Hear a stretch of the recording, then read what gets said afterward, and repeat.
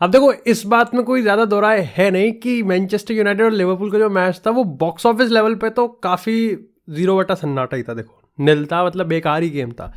लेकिन मेरे को इस बात से प्रॉब्लम है कि एरिक टेन हैग के रिगार्डिंग जो नोशन है कि भाई एरिक टेन हैग ने पता नहीं क्या टीम है, क्या गेम खिला दिया। देखो, डेफिनेटली यहाँ पर फ्लॉज थे और हम इन डेप्थ जब बात करेंगे तो इस पे जिक्र होगा, पक्का होगा। लेकिन मेरे को इस चीज़ से बहुत अब प्रॉब्लम हो रही है कि लिवरपूल अनलकी। अनलकी कैसे हो सकती है लिवरपूल? भाई तुमने यहाँ पर 60 से 70% पोजीशन लिया, उसके बाद 30 से 35 शॉट मारे without any big chances. Manchester United ने 6 अटेम्प्ट करे और उसमें भी यहाँ पर 1 या 2 बिग चांसेस थे। अगर गार्नाचो की बात करें, इसमें आर्नोल्ड का बड़ा अच्छा टैकल आया, उसके बाद हॉयलैंड ने वहां पे चांस मिस किया। ये चीज लिवरपूल के अटैक में मिसिंग थी। आने वाला गेम आर्सेनल के अगेंस्ट है, इससे बहुत अच्छा खेलना पड़ेगा। प्रॉब्लम इससे है कि एरिक टेन हैग के रिगार्डिंग इस मैच में अगर हम बात करें, इस मैच के आफ्टर मैच में जो नोशन बिठाया जा रहा है कि टेन हैग हार मान गया, इससे बेकार। जैसे यर्गन क्लॉप ने भी अपने पोस्ट मैच प्रेस कॉन्फ्रेंस में कहा कि टीम तो सिर्फ एक ही जीतना चाह रही थी, बट टीम चाहे एक ही जीतना चाह रही हो, तुम नहीं जीते, तुम 3 पॉइंट नहीं उठा पाए। तो यहां पर लिवरपूल की गलती है और अपने आप को ही ब्लेम कर सकती है मैनचेस्टर यूनाइटेड ने। और मैं तो कह रहा हूं कि यूनाइटेड को पेलना चाहिए था जब यूनाइटेड जीतने के लिए नहीं आई थी, यूनाइटेड जब ड्रॉ के लिए आई थी और तुमने वो होने दिया। ये डेफिनेटली लिवरपूल के पार्ट पे ब्लेम है, इसको टेन हैग पे आप ब्लेम नहीं कर सकते। एंड वाई मैंने शुरुआत में क्यों प्रो टेन हैग वाला स्टैंड, इसलिए नहीं कि मैं यहां पर बिल्कुल टेन हैग के गेम स्टाइल से बहुत खुश हो गया और टेन हैग ने तो पता नहीं क्या मास्टर क्लास दे दिया। वो इसलिए क्योंकि अगर आप दोनों टीम्स को कंपेयर करोगे, यूनाइटेड की परफॉर्मेंस, लिवरपूल लीग लीडर होनी चाहिए थी, ऐसे में एनफील्ड पे आके पॉइंट निकालना ये बहुत बड़ी चीज है। अब तुम एक बार खुद से एक बार सवाल करो कि यूनाइटेड का लिवरपूल से हारना ज्यादा बड़ी बात है कि लिवरपूल को यूनाइटेड को ना हराना ज्यादा बड़ी बात है? और तुमको यहां पर इस सवाल का जवाब और पूरा कंटेक्स्ट समझ में आ जाएगा अपने आप। अब अगर गेम की बात करें तो मेरे को यहां पर सबसे पहली चीज तो ये अच्छी लगी कि वरान ने अपॉर्चुनिटी मिली और उसको सीज किया। वरान और जॉनी इवेंट्स, अगर हम इस पूरे अगर यूनाइटेड के सीजन की बात करें जहां पर डेफिनेटली इतनी इंजरीज हो रही है, आप देखो मैगवायर और लूक शॉ बढ़िया खेल रहे थे, लूक शॉ ने रिटर्न किया, मैगवायर नहीं आया, डेफिनेटली यहां पर लॉस था। लेकिन वरान ने अपनी अपॉर्चुनिटी को सीज किया। जॉनी एवंस और वरान की इस पार्टनरशिप ने मेक श्योर किया कि लिवरपूल के जो पूरे फ्रंट अटैकर्स हैं, और लगभग 25-30 मिनट की बात करें तो यहां पर 4-2-4 खेल रही थी, जिसमें आर्नोल्ड को सेंटर मिड में डाल दिया गया था, और 4 अटैकिंग थी जिसमें गाकपो भी आ गया था, नूनेस भी आ गया था, सालाह भी था और दियाज भी था। तब भी यहां पर मेक श्योर किया कि लिवरपूल के जितने भी क्रॉसेस आ रहे हैं, जो इनसाइड पेनिट्रेशन हो रहा है, इसको लिमिट किया जाए। देखो 30 शॉट, 30-35 शॉट, आप 34 शॉट ले रहे हो और उसमें भी एक भी बिग चांसेस क्रिएट नहीं करा, ब्लेम लिवरपूल का होना चाहिए। लेकिन अगेन लिवरपूल आज ही फ्लॉप नहीं हुए हैं, बल्कि अगर हम पूरे सीजन के अगर थोड़ा हाईलाइट की बात करें तो लिवरपूल ने सबसे कम क्वालिटी चांसेस क्रिएट करे, ये बता भी चल रहा है। साथ ही मेरे को लिवरपूल में यहां पर शोबोज़लाई का गेम कुछ खास लगा नहीं। शोबोज़लाई की बात करें, मिस प्लेस पासेस आ रहे थे।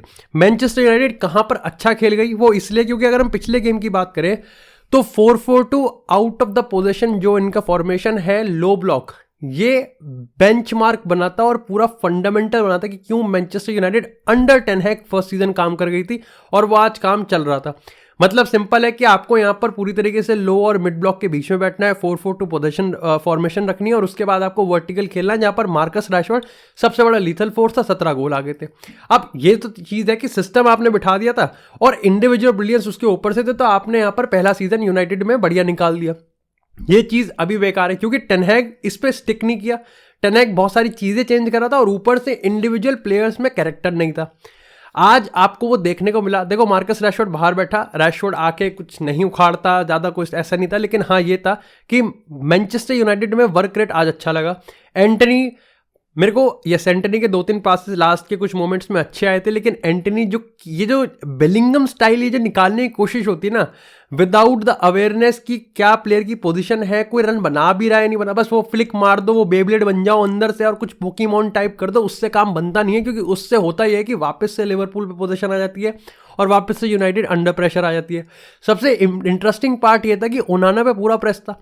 लिवरपूल ने लगभग शुरू के 15 मिनट की बात करें तो आपको लग जाएगा कि ये गेम 3 या 4-0 अप जाने वाला है और लिवरपूल तोड़ेगी, लेकिन ओनाना का डिस्ट्रीब्यूशन बेकार ही था, बट फिर भी उसने यहां पर सटल वे में स्नीक इन करवा दी थी कुछ पासेस, जो कि आप कह सकते हो कि ओवरऑल उसके गेम के नेचर को डिसेंट लेवल पे ले आता है। अगर हम साला की बात करें, लुइस डियाज की बात करें, डार्विन नूनेस की बात करें, ये सारे के सारे बहुत थ्रेटनिंग लग रहे थे। वो थ्रेटनिंग आपके गोल में इसलिए कन्वर्ट नहीं हुआ क्योंकि फाइनल पासिंग की बात करें या फिर अगर एक्चुअली शॉट ऑन टारगेट की बात करें तो वो कभी इतना थ्रेटनिंग लगा ही नहीं कि लिवरपूल मैनचेस्टर यूनाइटेड को यहां पर तोड़ने वाला है। तोड़ देना चाहिए था, नहीं तोड़ पाए। यस, यहाँ पर वैन डाइक की बात करें, क्लॉप की बात करें, सबके पोस्ट मैच प्रेस कॉन्फ्रेंस में ये साफ झलकता है कि भाई वो कितना ज़्यादा किलसे हुए और किलसना चाहिए भी, क्योंकि वही वाली जैसे मैंने बात बताई ना कि अगर आप दोनों साइड को कंपेयर करोगे तो एक तरफा तोड़ाई एक्सपेक्टेड थी, नहीं हुई। ये लिवरपूल का ब्लेम है और यूनाइटेड का बहुत बड़ा एक कह सकते हैं कि उनके लिए एक बेनिफिशियल पॉइंट है। तो क्या ये मान सकते हैं कि यूनाइटेड का टर्न अराउंड हो रहा है? देखो, डेफिनेटली ये तो नहीं होने वाला, क्योंकि उसके पीछे का रीजन ये कि यूनाइटेड इस सिस्टम में तब तक एक्सेल नहीं करेगी जब तक इंडिविजुअल प्लेयर्स अपने आप को नहीं स्टेप अप करवाएंगे। अब देखो, गलती निकाल लेते हैं यूनाइटेड की। पहली चीज तो एंटनी की बात करी, एंटनी पे पोजीशन आया, आपको आउटलेट बनना है, आप क्या कर रहे हो? आप तो पोजीशन ही लूज कर रहे हो। दूसरी चीज हॉयलैंड की बात करें, अब ये कंफर्म था कि इस गेम में पोजीशन तो मिलने नहीं वाला, तो डेफिनेटली जब आपके पास पोजीशन ही नहीं होगा, और अगर स्टैट्स की बात करें तो हॉयलैंड को तो वैसे ही सबसे कम की पासेस दिए हमने, तो हॉयलैंड के पास तो बॉल ही नहीं आने वाली थी। लेकिन जितनी भी आने वाली थी, क्या उसका मैक्सिमम यूज किया हॉयलैंड ने? इस पे आप डेफिनेटली यहां पर डिबेट कर सकते हो, मेरे हिसाब से तो नहीं किया। स्कॉट मैकटोमिने की बात करें, ब्रूनो फर्नांडिस सस्पेंडेड था, स्कॉट मैकटोमिने, कोबी माइनो और अमराबाद का जो मिडफील्ड था मेरे को बैलेंस लगा। कोबी माइनो ने अपने आप को प्रूव किया बहुत, लेकिन स्कॉट मैकटोमिने की बात करें, जब पोजीशन ही नहीं है और आपको थ्रेटनिंग चाहिए तो स्कॉट मैकटोमिने से आप एक्सपेक्ट करते हो कि एक आधा गोल आ जाएगा, लेकिन आज वो भी थ्रेटनिंग नहीं आया। अगर अमराबाद की बात करें तो ये तो पक्का है कि अमराबाद यहां पर सीडीएम नहीं खेल सकता, उसको पिवट की जरूरत है। माइनो बहुत अच्छे से हेल्प कर पा रहा था, लेकिन अगले गेम में जब ब्रूनो वापस आ जाएगा तो क्या यहां पर ये मिडफील्ड का बैलेंस किस तरीके से मेंटेन होगा? टेन हैग के सामने सबसे बड़ा सवाल है।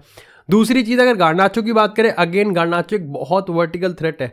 कब तक मार्कस रैशफोर्ड और गार्नाचो में बैटल चलता रहेगा, ये देखने वाली बात है, क्योंकि जैसे जैसे आगे गेम बढ़ेंगे गार्नाचो एक थ्रेट बन रहा है। लेकिन यही सवाल फिर आप रैशफोर्ड से भी तो पूछ रहे थे कि थ्रेट तो रैशफोर्ड भी है, लेकिन कब यहां पर आप चांसेस और स्टैट्स को कन्वर्ट कर रहे हो, ये गार्नाचो से भी आने वाले गेम में सवाल पूछा जाएगा। और वरान की अगर हम बात करें, टेन हैग को अब समझ जाना चाहिए कि वरान यस बहुत टेक्निकल टर्म्स में इक्विप्ड नहीं है, लेकिन वरान को अगर आप एक ड्यूटी दोगे तो आज उसने बता दिया कि वो लिवरपूल को भी रोकने में बहुत सक्षम है।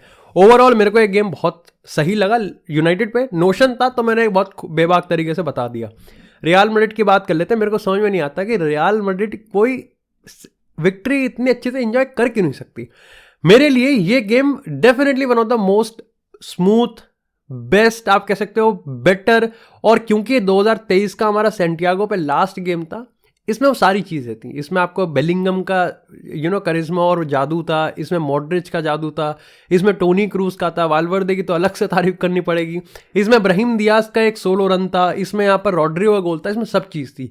बेलिंगम का अपना मैजिक चल रहा है बर्नबू पे और रियल मैड्रिड में, उसका प्रूफ था। रॉड्रिगो पहले 11 गेम में सिर्फ 1 गोल था, उसके बाद के 11 गेम में 9 गोल 5 असिस्ट मार दिए, उसका प्रूफ मिल गया। ब्राहिम दियाज बहुत ज़्यादा कुछ ऑफर कर सकता है, इसका प्रूफ मिल गया। और यहां पर लूका मॉड्रिच में अभी भी वो है डेडिकेशन, इसका प्रूफ भी मिल गया। यहां पर लूनिन केपा से क्यों अभी आगे चल रहा है, इसका प्रूफ भी मिल गया। और यहां पर इसका प्रूफ भी मिल गया कि वाल्वर्दे डिस्पाइट गोल को हटा दे, डिस्पाइट असिस्ट को हटा दे, वाल्वर्दे के बिना ये रियल मैड्रिड और एंसेलोटी का पूरा सिस्टम 2 मिनट में ढह जाएगा, इसका प्रूफ भी मिल गया। ऑफकोर्स सालाबा की इंजरी है, जितने रिसेंट हमको इन्फॉर्मेशन मिली है बहुत सीरियस है। और आप कह सकते हो कि मेरे को लगता है यहाँ पर जनवरी ट्रांसफर विंडो में रियल मैड्रिड को अब एक सेंटर बैक के लिए जाना ही पड़ेगा, क्योंकि आपके पास नाचो है और रूडिगर है। पहला गोल जो कंसीड किया, एकमात्र गोल जो कंसीड किया, वो पता चल जाता है कि दोनों सेंटर बैक के बीच में मिसकम्युनिकेशन था, साथ में इतना नहीं खेले। और यहां पर ज्यादा टाइम नहीं लगेगा, क्योंकि विलारियल एक ऐसी टीम है जिसके पास, देखो सबसे पहले तो इनके पास है ना पेस एट्रीब्यूट नहीं है इतना, बस इनके पास एक चीज है कि पोजीशन में इनके पास स्किल सेट बहुत अच्छा है। परेओ की बात करें, अगर मोराल, सारे प्लेयर्स बहुत अच्छे हैं। मोरानो के लिए ठीक आप कह सकते हो कि लाइक थोड़ा सा अनलकी था, लेकिन डेफिनेटली यहाँ पर ये टीम ऐसी है जो कि पोजीशन में आउट ऑफ पोजीशन बेकार है, लेकिन इन पोजीशन अच्छी है, आपको हर्ट कर सकते हैं। और रियल मैड्रिड ने ये आज देख भी लिया। जूड बेलिंगम तो भाई मतलब तैरता है, पता है, उड़ता है भाई ये प्लेयर, मतलब इन पोजीशन ये प्लेयर ऐसे उड़ता है। ये प्लेयर इतना स्मूथ ट्रांजिशन करता है from defence to midfield, midfield से अटैक, और अटैक में भी आप देखो ब्राहिम दियाज का गोल, पता है पर्सनली मेरे लिए स्पेशल इसलिए था क्योंकि up until that point yes Brahim Diaz अच्छा खेल रहा था, लेकिन ब्राहिम दियाज का जो गोल आया था ना, उससे पहले मैं एक नोशन अपने दिमाग में लेके घूम रहा था कि जोसे लू ना एक फोकल देता ज़रूर है। एंड अगेन बेलिंगम का गोल इसका प्रूफ भी है कि आपके पास अगर एक focal point in to the penalty box होगा। बेलिंगम की खासियत है कि वो अपने आप को हर हर फेज में, फील्ड के फेज में अपने आप को अवेलेबल दिखा देता है। ये बहुत सही चीज़ है। लेकिन जोसे लू अगर होगा तो कहीं ना कहीं आप कह सकते हो कि जोसे लू बेलिंगम एक दूसरे को कॉम्प्लीमेंट ही करेंगे, आपका थ्रेट ज़्यादा बढ़ ही जाएगा। लेकिन जो ब्राहिम दियाज ऑफर कर सकता है वो जोसे लू नहीं कर सकता। वो टर्न, वो एंगल अपने लिए क्रिएट करना, वो ड्रिबलिंग करना, ये जोसे लू नहीं दे सकता। जोसे लू आपको फिनिशिंग प्रोडक्ट दे सकता है, लेकिन शायद से अगर ब्राहिम दियाज अपनी फिनिशिंग को बेटर करके ये चीज़ हमको थोड़ा सा ज़्यादा कंसिस्टेंट उसमें दे देगा तो आपको जोसे लू की ज़रूरत भी नहीं पड़ेगी।